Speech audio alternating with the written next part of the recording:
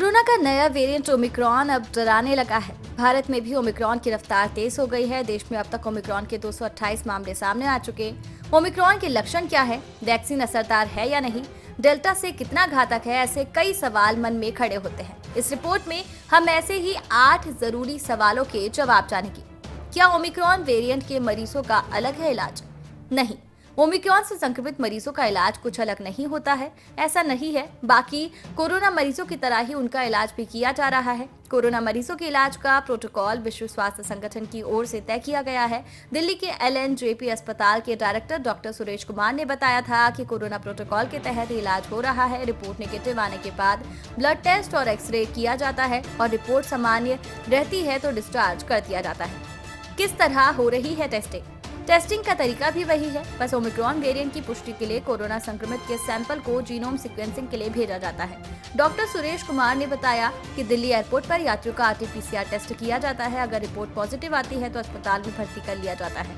उसके बाद मरीज का सैंपल जीनोम सीक्वेंसिंग के लिए भेजा जाता है। इसी से पता चलता है कि मरीज ओमिक्रॉन वेरिएंट से संक्रमित है या फिर कोई ये दूसरा वेरिएंट है। केंद्रीय स्वास्थ्य मंत्री मनसुख मंडाविया ने राज्यसभा में बताया था कि देश में 38 लैब में जीनोम टेस्टिंग की सुविधा है। तीसरा, क्या सिर्फ विदेश से आने वाले लोगों को ही संक्रमण है?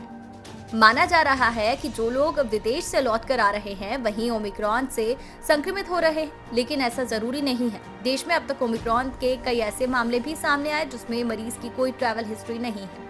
दिल्ली के स्वास्थ्य मंत्री सत्येंद्र जैन ने मंगलवार को बताया था कि LNJP में अब तक 34 ओमिक्रॉन मरीजों का इलाज हो रहा है, जिनमें से 3 की कोई भी ट्रैवल हिस्ट्री नहीं है। हालांकि ये भी पता लगाया जा रहा है कि क्या ये लोग किसी विदेश से लौटे नागरिक के संपर्क में आए थे।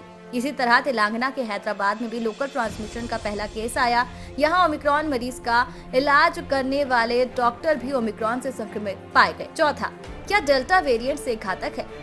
इस बारे में अभी साफ साफ नहीं कहा जा सकता, लेकिन इतना जरूर कहा जा सकता है, डेल्टा के मुकाबले ओमिक्रॉन ज्यादा तेजी से फैल रहा है। हाल ही में हांगकांग यूनिवर्सिटी की एक स्टडी आई है जिसमें दावा किया गया था कि ओमिक्रॉन डेल्टा और कोविड के मूल स्ट्रेन से 70 गुना ज्यादा तेजी से फैलता है, लेकिन ये कम गंभीर है। स्टडी में बताया गया ओमिक्रॉन वेरिएंट की वजह से फेफड़ों में इन्फेक्शन कम होने के चांस कोरोना के बाकी वेरिएंट के मुकाबले कम है। पांचवा, कितनी तेजी से हो रहा असर? अभी तक ओमिक्रॉन वेरिएंट को सबसे ज्यादा तेजी से फैलने वाला वेरिएंट माना जा रहा था। विश्व स्वास्थ्य संगठन ने पहले चेतावनी जारी की थी कि ओमिक्रॉन जितनी तेजी से फैल रहा है उतनी तेजी से दूसरे वेरिएंट का प्रसार नहीं हुआ है।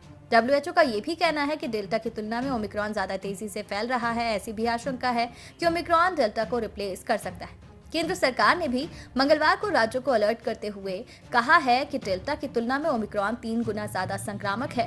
सरकार ने राज्यों से नाइट कर्फ्यू समेत स्थानीय स्तर पर कई पाबंदियां लगाने की सलाह भी दी है। छठवां, इसके लक्षण क्या है? सबसे बड़ी चिंता की बात यह है कि ज्यादातर ओमिक्रॉन संक्रमितों में कोई लक्षण ही नहीं दिख रहे।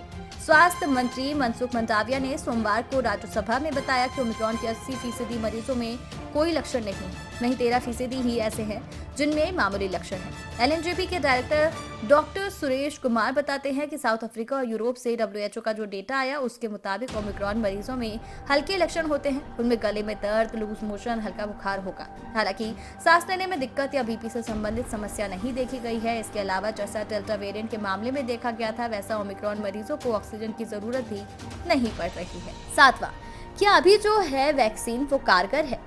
इसे लेकर अभी पक्के तौर पर कुछ भी नहीं कहा जा सकता। कैलिफोर्निया यूनिवर्सिटी की एक रिसर्च में सामने आया था कि कोरोना की मौजूदा वैक्सीन ओमिक्रॉन पर कम असरदार है।